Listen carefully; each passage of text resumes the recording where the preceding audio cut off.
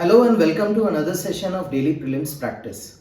Here we will take up MCQs based on important news and articles that have featured in The Hindu and Indian Express newspaper. Topics for today's discussion are displayed on your screen. Let's begin the discussion. So the first question of today's session is based on recent Supreme Court judgment related to the appointment of election commissioners in Election Commission of India. And thus we have taken up a previous year question which is based on Election Commission of India and featured in 2017 UPSC preliminary examination. Now the practice question says, as per the recent Supreme Court judgment, who among the following would be the member of selection committee for the appointment of election commissioners? Your options are Speaker of the Lok Sabha, Leader of the Opposition in the Lok Sabha, Central Home Minister, Prime Minister and Chief Justice of India. You have to find the correct answer from the codes given below.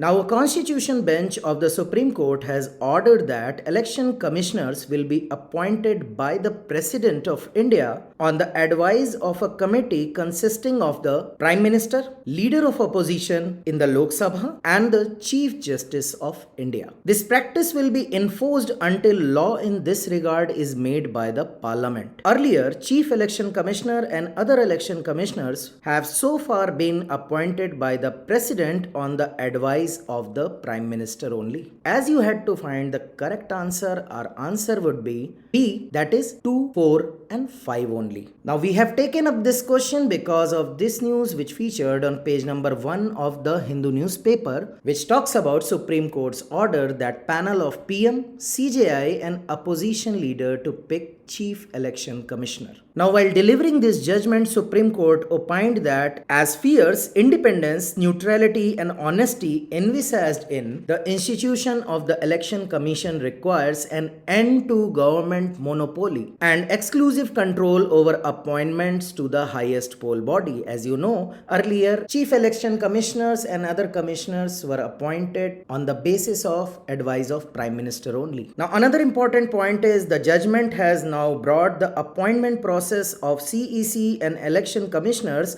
on par with that of the CBI director.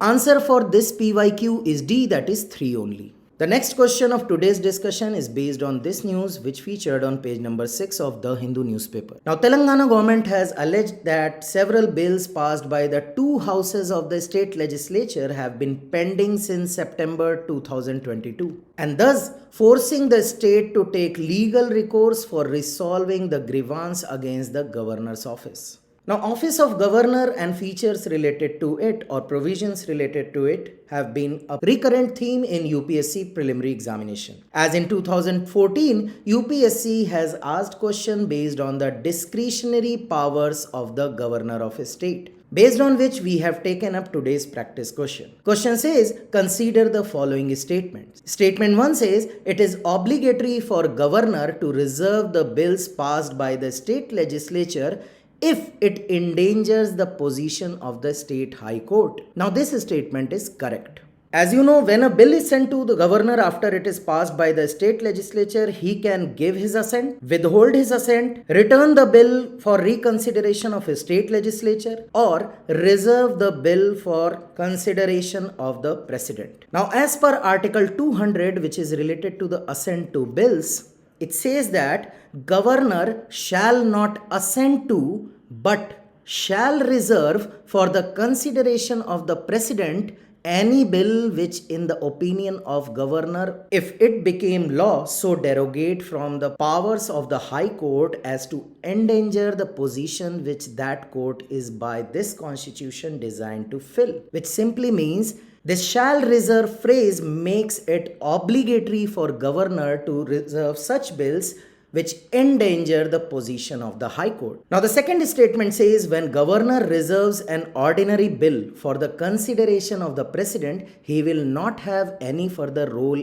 in the enactment of the bill. Now this statement is again correct, as if you will refer to Article 201, you will find that if governor reserves the bill for consideration of president, either president gives his assent or withholds the assent. Now if bill is not a money bill, president direct the governor to return the bill to the house. That means he just directs the governor. There is no role in enactment. Now there is a time limit of 6 months within which state legislature has to consider and send it back to the president. Again, constitution says it shall be presented again to the president for his consideration. So once the bill is reserved, governor does not hold any role in the enactment of the bill. So as you had to find the correct statement, both the statements are correct. Our answer would be C, that is 1 and 2. Answer for this previous year question is B, that is 1 and 3 only. Inspiration for our next question comes from this photograph which featured on page number 6 of the Hindu newspaper. Photograph is about a huge chariot being ferried through the Ashtamudi Lake in the state of Kerala. Now let's have a look at today's practice MCQ. Question says, with respect to Ashtamudi Lake, consider the following statement. Statement 1 says it is the largest freshwater lake in Kerala. Statement 2 says it was included in the list of wetlands of international importance as defined by the Ramsar Convention. You have to identify the correct statements. Now, Ashtamudi Lake is in the Kollam district of the Indian state of Kerala. It is second only in size to the Vembanad estuary ecosystem of the state. It was included in the list of wetlands of international importance as defined by the Ramsar Convention for the conservation and sustainable utilization of wetlands. Now currently there are 3 important sites in the state of Kerala under the list of wetlands of international importance. First is Vembanad, second is Shashank, and third is Ashtamudi. Now Vembanad is the longest lake in India as well as the largest lake in the state of Kerala. Another important feature is Kuttanad, which is known as the rice bowl of Kerala and has the lowest altitude in India. It lies in the southern portion of the Vembanad Lake. Now the Shashank Lake is also categorized as a wetland. It is the largest freshwater lake in Kerala. The lake is designated wetland of international importance under Ramsar Convention since 2002. Now you know that the largest freshwater lake in Kerala is Shashank and not Ashtamudi. So the first statement is incorrect. Second statement is correct as it is included in the list of wetlands of international importance. So our answer would be B, that is 2 only. Important wetland sites, especially those under Ramsar Convention, have been a recurring theme in UPSC preliminary examination. As in 2022, it has asked a question based on following wetland sites in India. And answer for this PYQ is B, that is only 2 pairs. Inspiration for our next question comes from this news which featured on page number 14 of the Hindu newspaper. Now, Italian Prime Minister Giorgia Meloni is on a state visit to India. And both the country, that is India and Italy, have decided to elevate their ties to a level of strategic partnership. Apart from this, Prime Minister Modi also told media that Italy had decided to join the Indo-Pacific Ocean Initiative, that is IPOI. Now, important world groupings and bilateral ties in which India is an active member has been a recurring theme in UPSC preliminary examination.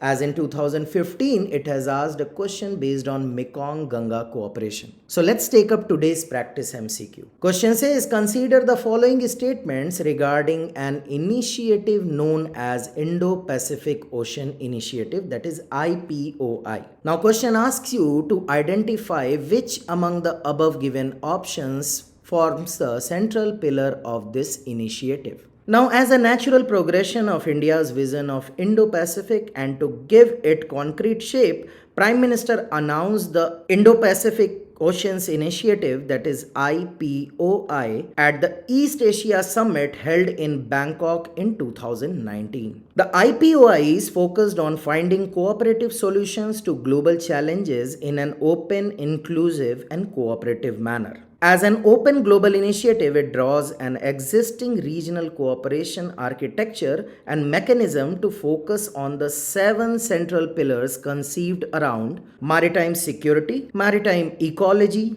maritime resources, capacity building and resource sharing, science and technology and academic cooperation, disaster risk reduction and management, and trade, connectivity, and maritime transportation. So, as you had to find the correct options, all three given options form the central pillars, so our answer would be D, that is 1, 2, and 3. Answer for this PYQ is C, that is 1 and 3. Our next question is based on this news which featured on page number 16 of the Hindu newspaper. According to this news, land sharks, that is land mafia armed with heavy earth moving equipment, have damaged a portion of the wall of the fortified ancient city of Shishupalgarh. Now Shishupalgarh is situated in the Khurda district of Odisha state and houses ruined fortification. It used to be the capital of ancient Kalinga. It is identified with Kalinga Nagara of Kharvela and Tosali of Ashoka. It is one of the largest and best preserved early historic fortification in India. Now, as you know, this site is located in the state of Odisha, so we have taken up a practice question based on Odisha School of Temple Architecture.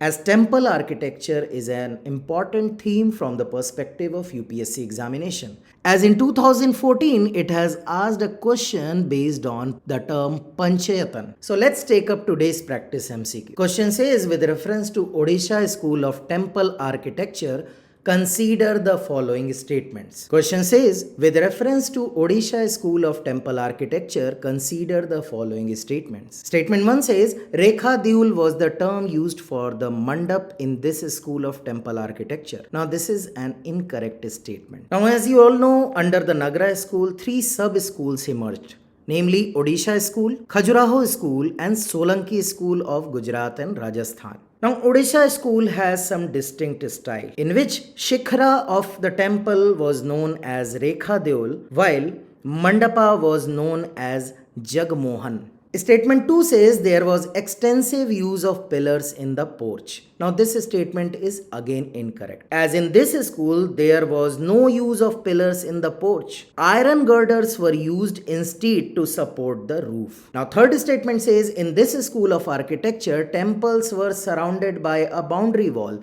Now this statement is correct, as similar to that of Dravidian style, this school of architecture used the practice of surrounding boundary wall. So as you had to find the incorrect statements, our answer would be A, that is 1 and 2 only. Now answer for this PYQ is C, that is a style of temple construction. Now the last question of today's session comes from this news which featured on page number 1 of the Hindu newspaper. Now news is talking about election results which has been held in various states. Now details regarding this election and its result are not that important from the UPSC examination perspective. However, after the elections are over, State Council of Minister and appointment of Chief Minister will be done. So as you know, state legislative councils and features related to it are important theme from the perspective of UPSC examination.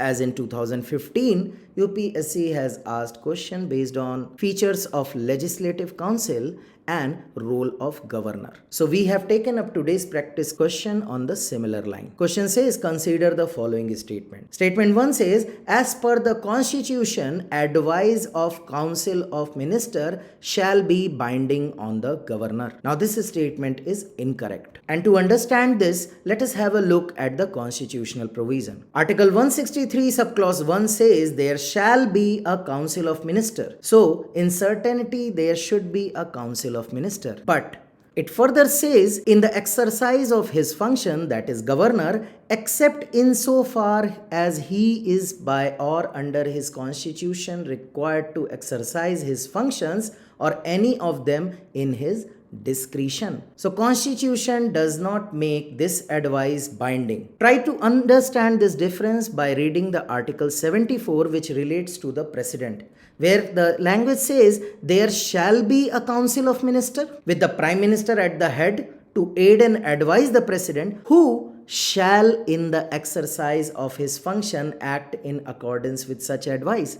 There is no such mention of obligatory provision in case of the governor of the state. So statement 1 is incorrect. Now statement 2 says the total number of ministers including the chief minister in the council of ministers in a state shall not be less than 15. Now this statement is again incorrect. Now, as per the constitution, the total number of ministers, including the chief minister, in the council of ministers in a state shall not exceed 15% of the total strength of the legislative assembly of that state. But the number of ministers, including the chief minister in a state, shall not be less than 12. And this provision was added through 91st Constitutional Amendment Act of 2003. So, as you had to find the correct statements and both the statements are incorrect, our answer would be D, that is neither 1 nor 2. Answer for this PYQ is D, that is neither 1 nor 2.